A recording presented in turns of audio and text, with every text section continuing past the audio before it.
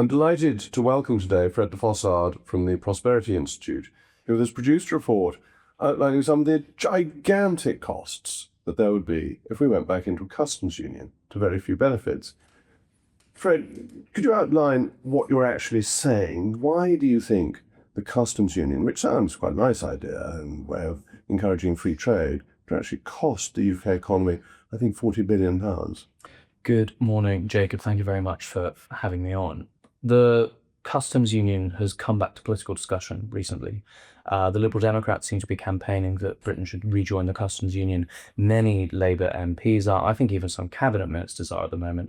The Health Secretary, Wes Streeting, has been talking about it, definitely as part of his potential leadership operation, always trying to succeed the Prime Minister. And there's a misunderstanding here, and I think it comes from a very static analysis of the economy and Britain's relationship with the European Union. That some people have decided that because Britain and Europe are near neighbours and therefore near economic neighbours, being outside the customs union has imposed very, very damaging costs on trade between Britain and Europe. And I just don't think that is true. It is clear that there was a period of adjustment when Britain left the customs union formally at the end of 2020 and the start of 2021. And with that period of adjustment certainly came some costs as businesses had to adapt to the new supply chains and new customs arrangements. But also a huge amount of that cost and decline in trade in that period was also caused by the pandemic and lockdowns. If Britain is in the business of selling products to the European Union and vice versa, demand is just as important as the mechanics of the trade flow. And when you turned off much of the economy in the pandemic, particularly the hospitality sector, people are not buying food and selling food to one another. Okay, can we look at what a customs union actually is? Because under the agreement we have with the EU, there are zero tariffs on goods going from the UK to the EU and vice versa. So what is the difference between that and a customs union? How does customs union operate? A customs union is an overall tariff area. It basically would extend the European Union's tariff boundary to include Great Britain and Northern Ireland, to include the United Kingdom. So it would bring Britain back into the European Union's tariff circle. Other countries which aren't in the European Union have chosen to do this. Turkey joined the EU customs union in 1994. The belief is this makes trade smoother between the European Union and Britain. It might make some trade smoother, but it won't eliminate all barriers. How would it make trade smoother? It would. What its advocates talk about is the importance of certainty. They say it reduces risk, and one area in particular, it reduces the potential risk of the European Union putting a carbon border adjustment mechanism on Britain and British goods. Okay, so you wouldn't reduce any tariff that exists? There are no tariffs between Britain and Europe right now, and as I said, no quotas. The Trade and Cooperation Agreement, the free trade agreement that Britain has with the European Union, is a free trade agreement. Zero tariffs and zero quotas. Yeah. So what it would do immediately is mean that European tariffs had to apply from the UK to the rest of the world. So the 2,000 tariffs that have been abolished in the last few years, they'd all have to be reimposed. I think they would. And it would also mean that we couldn't change external tariffs of our own in the future. There are still plenty of things that Britain imposes tariffs on, and if we joined the European Union customs union, we would not be able to make any of those changes. And our new free trade agreements with Australia, New Zealand, India, they'd be void. For goods purposes, I think they would. All our trading partners would have a valid case to begin arbitration proceedings if they wished, and it would be an interesting moment for the government. This current government claims it supports the trade agreements. It's done outside the European Union. Jonathan Reynolds was the business secretary that ratified CPTPP. The current government has also concluded negotiations with India. We have a number of trading partners outside the European Union. They would be very displeased with this. And we wouldn't be able to get a lower tariff rate from Donald Trump, from the United States, which is our biggest single country trading partner. Precisely, and regardless of the difficulties that the Trump administration is having with the Supreme Court domestically at the moment, going into the EU customs union would completely tie Britain's trading hands behind our back. We would not be able to get beneficial arrangements with the United States or indeed any other country around the world because we'd be dependent on Brussels. So the only advantage we would get is a potential future one in relation to something like a carbon border adjustment mechanism, which isn't going to affect us because we've killed off all our high energy industries already. Well, there's some left, but not for not much longer considering the way our energy prices are going. So I can understand very clearly why it wouldn't help us. Yeah. Where do we get this £40 billion cost from? We've done some dynamic modeling taking into account the behavioral change of businesses operating in supply chains, trading not just with the European Union, but with the wider world. So the technical act of joining the customs union on its own does not change the state of the economy, because it is a technical legal change where we have pushed the boundary of our tariffs. But the difficulty comes for the British economy when you look at how businesses respond to this. If we are developing a preferential trading relationship with the EU compared to the rest of the world, which is what the customs union would be because of the tariff expansion, that sort of forces businesses to return to the EU as a priority rather than the rest of the world. If we make it difficult to trade with the rest of the world, businesses will resort to the European Union. This is where the poor economic dynamism and lack of demand in the European economy comes into play, because why would we benefit from trying to export goods to a market which is not buying? This is a thing that people are not really understanding, that the level of demand in the European economy is down, and it is down after many, many decades of declining in relevance on the world stage. The European Union used to be one of the most prosperous and arguably dynamic at one point economic blocs in the world. It is definitely not the most dynamic economic bloc in the world. Just look at the report and analysis by Mario Draghi in 2024, who wrote a damning report on the state of competitiveness in the European Union. It's not attracting foreign direct investment, it's not attracting innovation, it's not growing new companies. Energy costs are structurally high in the European Union, and the European Union has historically been an industrial economy. It produces lots of white goods, it produces lots of vehicles with high energy costs across lots of European countries, particularly Germany, which, as we know, has been the industrial powerhouse of Europe for a long time. The attractiveness of trading with Europe is just simply declining. Well, and I think you see this very starkly when you look at economic growth rates, US, Germany, UK, and France from 2000. The US, I think, measures 2.1% a year. The UK comes second at 1.5%. It then goes right down. And this seems to me to be very strongly correlated with high energy prices, which CBAMs simply make worse. So the one advantage you're postulating is actually a disadvantage, because we would then apply the CBAM ourselves. Very true. I want to come on from these costs to a bit more on the advantages. Is there any advantage in the administration for companies if you're in a customs union as against the current situation? Does the paperwork go down? My understanding is that some of the paperwork goes down, but not all of it. And the thing is if we were to be in the customs union but not formally in the European Union, it puts Britain at a structural political disadvantage, because these are privileges which can just be taken away. And I think that there's a bit of a sleight of hand going on with the advocacy of a customs union, because it's not really about advocating joining the customs union, it's about rejoining the European Union entirely. It is a step to that. But much like the reset is about aligning Britain on regulatory policy with the European Union in certain areas like food, energy regulation. And it's also about bringing Britain into the customs union when it comes to industrial goods, hence the alignment of emissions trading scheme prices. But there's a huge democratic deficit problem here, because if you're a business who's facing high energy costs, you might want to complain to the Energy Secretary, Ed Miliband. Now, energy costs are being set by Brussels, so who do you complain to? You can't change anything. The same goes for farmers if they want to campaign for a different use of fertilizer or a different product which might improve their crop yields. The democratic deficit of being in the European Union is restored, but under the reset it's worse, because of course Britain isn't in the European Union at all. And this is where you need to be careful and wise to the intention.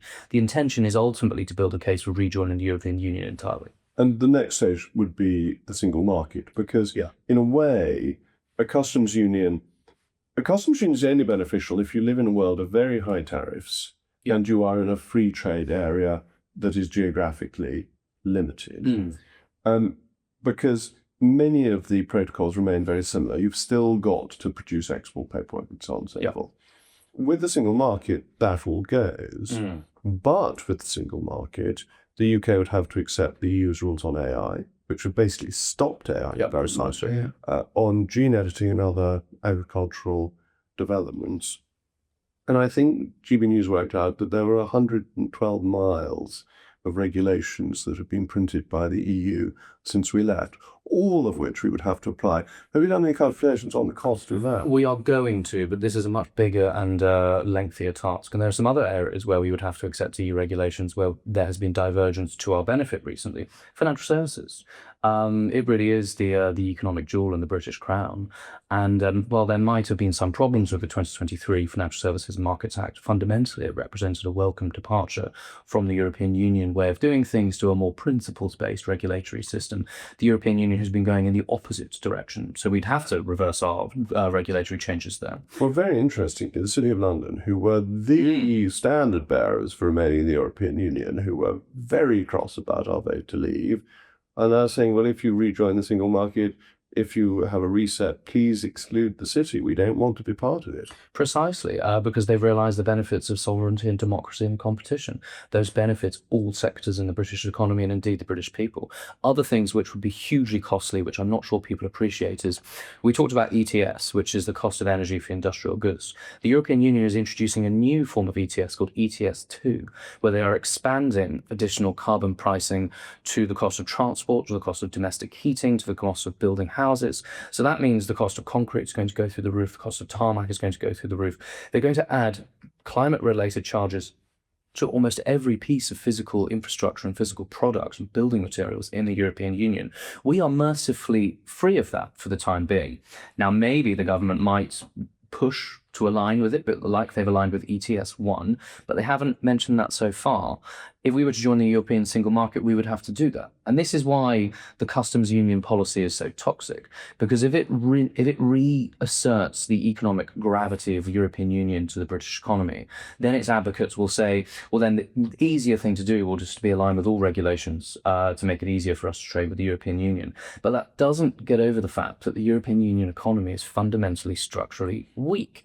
And because Britain is a services-driven economy, you can argue whether that's a good thing or a bad thing, but it is just a services-driven economy, and it has one of the most sophisticated services-driven economy in the world. It has huge rates of AI penetration, huge rates of internet usage. E-commerce economy in Britain is one of the most sophisticated in the world. Joining a customs union makes no benefit to that at all. Makes no benefit to the services-driven trade that we have. Again, this is using arguments which affect the physical economy and applying it economy-wide, when in reality, the problem facing Britain's physical economy are energy costs, planning regulation, and the high cost of labour. Is this therefore fantasy land? Because it seems to me it's really interesting. When you look at green policy, both the Conservative government previously and the Labour government have been very in favour of net zero, until they've had to impose a cost on British consumers, at which point they've suddenly realised that they can't do this and they've moved away from it. Do you think the same will be happening with proposals to go into the customs union and potentially back into the single market? Or do you think the ideology around Europe is so strong and the very successful campaigning? Because I think even a lot of Brexit supporters think that leaving the European Union has cost us money rather than made us money. That overall impression will make them bolder in going in and not listen to these risks that you're outlining. I think that's true. I think the strength of feeling around this is huge. The Labour Party won its election victory on a platform of maintaining the status quo on Brexit. They were very clear about not joining the single market, not joining the customs union, obviously not rejoining the European Union. But the parliamentary Labour Party is heavily pro-Remain. The Prime Minister's strategy of having a good relationship with Donald Trump in the US, I think, was a good thing for Britain, but it's very difficult for him domestically and politically. The Republican Party and Trump in America are quite offensive to many people in the Labour Party and the Liberal Democrats and the Remain tendency in Britain. So the political ideology domestically, I think, is forcing this. Look, we published our analysis that shows that in the first year of joining the customs union, that'll hit £40 billion off the economy. Second year of joining the customs union, 40 billion in the first year, and that will double in more than double in the second year, and then stabilize in the third year. So this is that we believe that realigning with the European Union in this way will be very, very bad for the country, very bad for the economy. But since leaving the European Union, the turbulence of the pandemic and the turbulence regarding energy prices following the Ukraine war, and actually not just the Ukraine war, but the end of the zero interest rates era, the end of the low inflation era, the fact that debts now have to be paid in a way they just didn't 15 years previously, meant that lots of chickens were coming home to roost economically at the same time. And it's been quite hard to disentangle Brexit from that, even though the whole point of Brexit was about democracy and constitution and where power lies in Britain and Britain's ability to set its own laws. You look at the overall trade figures between Britain and Europe and the physical economy, they've held up reasonably well. Obviously, the services trade between Britain and Europe has been fantastic. They're growing strongly. And in some areas like legal services, which is a real powerhouse economy for Britain, Britain's legal exports to the European Union are huge, absolutely flying, even though we have a different legal system to most European countries. But even when it comes to food, and a lot of people say that we have to rejoin the European Union to improve our food exports to Europe. Lots of fallacies here. This is nonsense, because we're a massive importer of food from the European Union. Yeah, precisely. Rather than being an export. Precisely. We are a net importer, and we've been a net importer of food for well over 200 years because of the size of our population. Yes, our farms could be made more efficient with better economic reform, but overall, we are a net importer of food. But at the same time, there are some areas where we do export food to the European Union handsomely. Record levels of lamb exports to Europe. That's because Britain is one of the largest lamb producers in the world because of our climate. Our climate is brilliant for growing lamb and sheep, and the quality of our lamb is very high, and it even wins taste awards in France. And 2024 and 2025 saw incredibly high value and volume of exports there. So to say that aligning with EU food standards rules would make that trade easier does feel a little bit dishonest when you look that actually being outside the European Union has not harmed certain areas of our food exports to the European Union. And our largest agri-food export to the European Union is alcoholic drinks, which do not need an SPS agreement anyway because they're distilled spirits. Indeed, and it would put the price up of imports of food from other places, such as Australia and New Zealand, which are actually undercutting the Irish, not affecting the British market. This is a great problem it's a real bit of truth that was never articulated in the Brexit debate. And the National Farmers Union were being very protectionist, and in their protectionism for what they thought were British interests, they were actually defending European interests, because the European Union wants to keep Britain as a captive market for EU exports on its borders, and it does not want Britain being a more competitive market. British farmers are not threatened by Australian beef and New Zealand lamb. It is Irish farmers who are threatened by Australian beef and New Zealand lamb. The vast majority of British meat reared in Britain is sold in Britain. The problem with the reset is Brussels wants to dictate the terms on which a British farmer sells to a British family. Indeed, and how he farms. Yeah. Fred, as always, thank you very much for joining me. I think I've got to remind people that the Prosperity Institute is owned by Legatum, who is a major investor in GB News. But nonetheless, thank you very much for joining me. Thank you very much, Jacob.